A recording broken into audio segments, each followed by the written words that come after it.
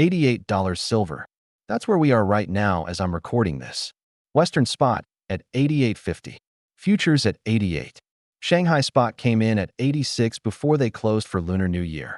Shanghai futures at 88. And tonight, in just a few hours, the Shanghai Futures Exchange reopens for the first time since the holiday. This is not a normal market reopen. This is a market that has been frozen while the rest of the world watched silver get absolutely hammered, recover, get hammered again, and recover again. Multiple suppression attempts today alone. Price got knocked back down to an 85 handle more than once. Both times it climbed right back up. It's reclaimed 88.50 on Western spot as I'm speaking. When a market absorbs repeated hits like that and keeps recovering, you're not watching weakness. You're watching a market where the bids underneath are absolutely real. Someone is buying every single dip, and they're not small players. Gold is sitting at $5,228 right now on Western spot. 2 trading days ago, both metals were significantly lower. Over those 2 sessions, gold is up roughly 4% and silver is up over 11%.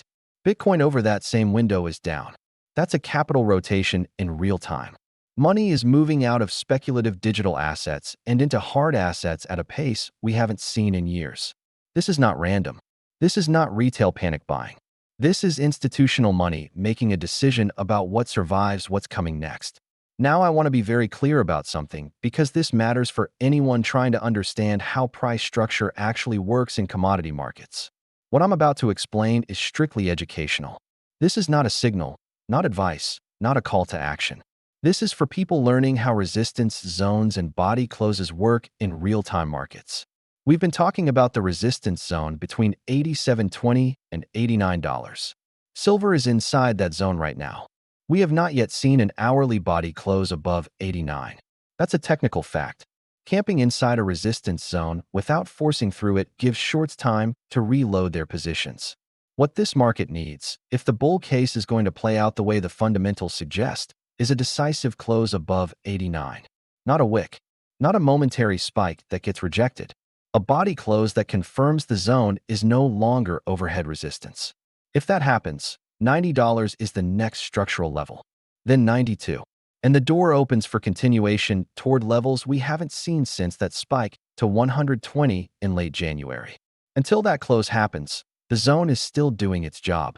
It's still containing upward momentum. Watch the hourly chart. Watch the body closes. That's the education. That's how you read structure instead of guessing. But let's zoom out from the short-term tape because the structural story underneath this price action is what actually matters. And this is where it gets serious. Silver's COMEX implied volatility index broke above 100 again. Think of this like a fear gauge for the silver options market. When it's low, traders expect calm, predictable moves. When it spikes this high, the options market is pricing in violent, potentially disorderly moves ahead. It doesn't tell you which direction. It tells you the structure underneath is under extreme stress. And after everything we've seen with the naked short problem and the mechanics of how forced liquidations work in commodity markets, that stress has a very specific source. March silver open interest, just 3 trading days before first notice day, is still sitting at 44,500 contracts. That represents over 223 million ounces of paper silver. Open interest did decline by around 3,300 contracts on Friday, but the amount still outstanding heading into first notice day is enormous. Most of those positions will roll forward or close without taking physical delivery. That's how the paper market normally functions. But every contract that doesn't roll becomes a delivery demand. And COMEX February silver deliveries have already reached 23.5 million ounces this month alone. The physical delivery pipeline is not just active, it's accelerating. And then there's the Shanghai Futures Exchange side of this pressure. We need to talk about naked shorts because this is where the mathematical problem becomes unavoidable. Beiyang Xiaoming is the name behind the largest naked short position in modern commodity market history. A Chinese billionaire holding 450 metric tons short on the SHFE against total exchange inventory of roughly 350 tons. Let me repeat that. His short position is larger than all the physical silver sitting on that entire exchange. You cannot deliver what does not exist. Regulators have frozen his ability to add to the position and raised margin requirements. Can he hedge his way out? In theory, yes, But at this scale, with no physical buffer and cross-exchange capital requirements, the exit is not clean. The exit is violent. The exchange reopens tonight. This is not speculation. This is documented. This is public information. Watch what happens in the first few hours of trading, because if Chinese institutions decide to lean into the physical side of this market, if they decide to test the delivery mechanism, this whole structure comes apart. Adding to that pressure, on Friday alone, 2.25 million ounces were drained from COMEX silver warehouses. CNT, Delaware, HSBC, JP Morgan all saw withdrawals. Total COMEX silver inventory now sits at 364 million ounces. The drain is not slowing down. It's accelerating. The physical metal is leaving the building. And here's the thing almost no one talks about. Peak silver production globally was back in 2016. We're not expected to return to that level until 2030. Meanwhile, industrial demand has gone from 47% of total consumption to 67%. Solar panels, electric vehicles, data centers, defense electronics, 5G infrastructure. Supply has not kept up. The market has run deficits for 5 consecutive years. 5 years in a row where demand exceeded newly mined supply. Paper pricing has not caught up to that reality. That's the core of the structural problem. The paper market is still pretending there's enough silver to go around. The physical market knows better. Now let's talk about Mexico, because this is where supply risk goes from theoretical to kinetic. El oro is gone. Roads are blocked. Mines are halting operations. Cartels are extorting shipments in affected regions. Mexico supplies roughly 45 to 50% of U.S. silver imports. That's not a small number. That's nearly half of the silver coming into the United States. The risk exists on paper in trade data and mining reports. Whether it translates into actual confirmed supply disruption is still an open question. But here's what's new, and this is significant. Trump publicly offered to send U.S. military forces into Mexico to take control of the cartels directly. His exact words were, "If Mexico wanted help with the cartels, we would be honored to go in and do it." That is not a throwaway line. That is not a negotiating tactic. That is the U.S. administration openly floating military intervention in a country that produces 1 in 4 ounces of silver mined globally. Whether it materializes or not, the fact that it's even being discussed publicly signals the situation has escalated to the point where the White House sees it as a national security issue. For a country that produces 25% of the world's mined silver, that level of instability and geopolitical entanglement is a supply input risk the mainstream commodity analysts are not pricing into paper contracts. Watch this space closely, because if the situation deteriorates further, if mines actually go offline for weeks or months, the paper market will be forced to reprice silver based on actual available supply, not theoretical production forecasts. Geopolitically, the tariff environment has not calmed down. It's escalating. Trump threatened significantly higher tariffs against the European Union in response to their move to freeze ratification of a trade agreement with the U.S. following a Supreme Court decision they disagreed with. He's been explicit. The U.S. will hit harder than before if countries try to play games with trade policy. That framing matters because it embeds ongoing trade war escalation risk into global capital allocation decisions in real time. And separately, U.S. military hardware in the Middle East continues to sit at elevated positioning levels. Multiple carrier groups, forward deployed assets. The Iran situation hasn't resolved. It has paused. Pauses with that kind of forward military deployment don't always stay pauses. One miscalculation, one proxy attack, one escalation spiral, and crude oil goes to $150 a barrel overnight. That's inflationary. That's bullish for hard assets. That's bearish for paper currencies. Now look at what's happening in broader markets simultaneously, because this is where the AI risk layer starts to connect to the metals thesis in a way most people haven't stopped to think about. Anthropic launched Claude Code, and the downstream impact on specific sectors has been catastrophic. Cybersecurity stocks saw over $52 billion wiped out in 2 trading sessions. CrowdStrike down 20%. Cloudflare down over 18%. IBM fell 10% on the news that Claude can now convert legacy COBOL code directly, targeting IBM's core modernization business. These are not small sector moves. These are multi-billion-dollar market cap destructions happening in 48 hours. And Bitcoin fell below $64,000 today as leverage liquidations accelerated across the crypto market.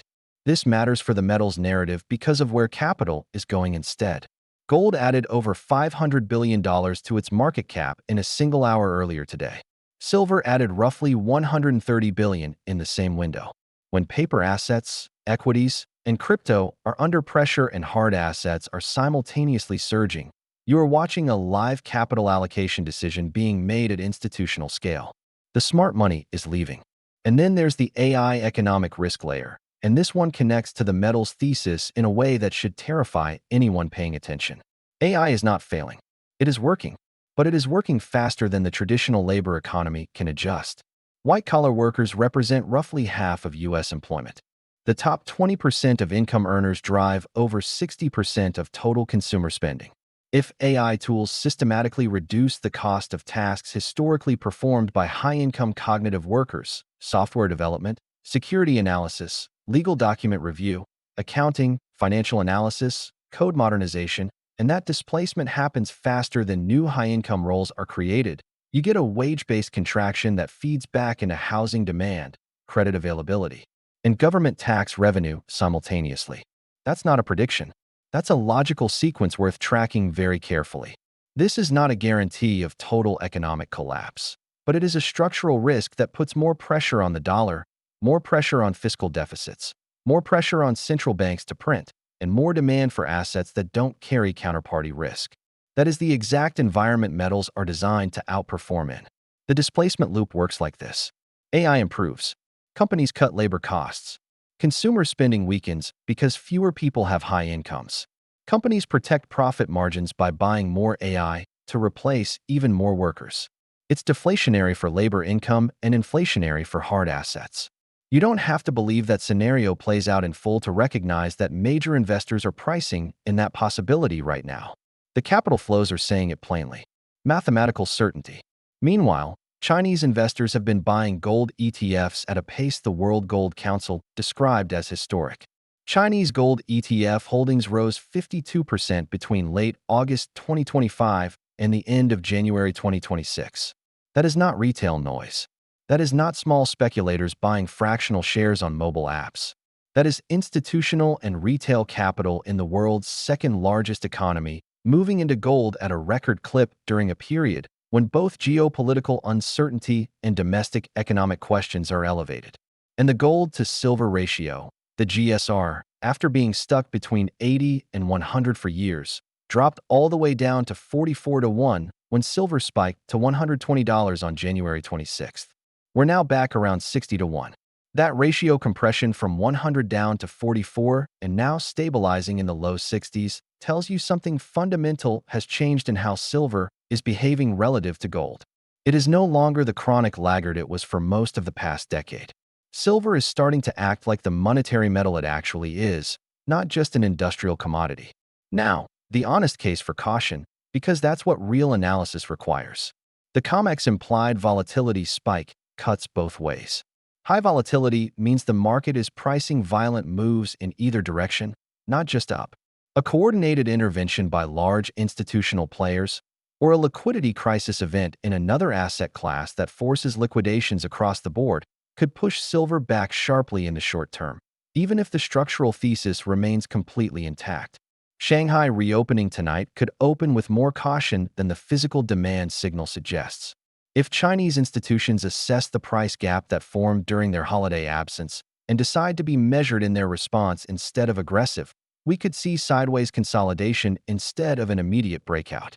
And the Mexico supply disruption, while directionally concerning and geopolitically significant, has not yet shown up in confirmed mine output data or official export statistics. The risk exists. The narrative is real. The confirmed measurable impact does not yet exist in hard numbers. That doesn't mean it won't. It means we're waiting for confirmation. But here's what we know for certain. Two things are converging right now.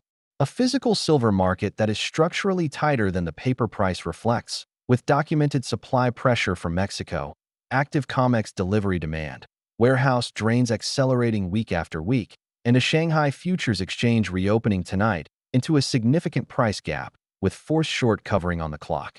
And a macro environment, tariff escalation, AI-driven labor displacement risk, capital rotating out of equities and crypto into hard assets, that is actively hostile to paper assets and favorable to tangible ones. Those two forces are pointing in the same direction. Same pattern, same sequence, same outcome. The open question isn't whether the structural case is sound. The data confirms it is.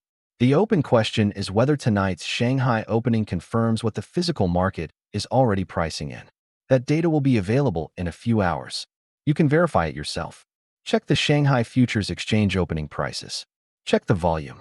Check whether the gap gets filled immediately or whether it widens further. This is not speculation. This is pattern recognition. This is financial warfare education, not advice. I'm not telling you what to do with your money. I'm showing you what the structure looks like when a paper market runs into a physical wall. Protect your capital. Do your own homework. Don't take my word for any of this. The CME reports are publicly available. The World Gold Council data is published quarterly. The Silver Institute supply and demand figures are verifiable and updated annually. The SHFE position data is disclosed by Chinese regulators. You can fact-check every single claim I just made. You should fact-check every single claim I just made. Because when the break happens, when the paper market finally admits it cannot deliver the physical metal it has sold 100 times over, the reprice will not be gradual. It will be violent. It will be overnight. And by the time the mainstream media is talking about it, the move will already be over. We are not at the cliff. We have already walked off it. The only question is how long before we hit the ground. Tonight's Shanghai Open might give us the answer. You can't unsee it. Not opinion. Pattern recognition. Subscribe if you want to see what happens next, because this story is just getting started.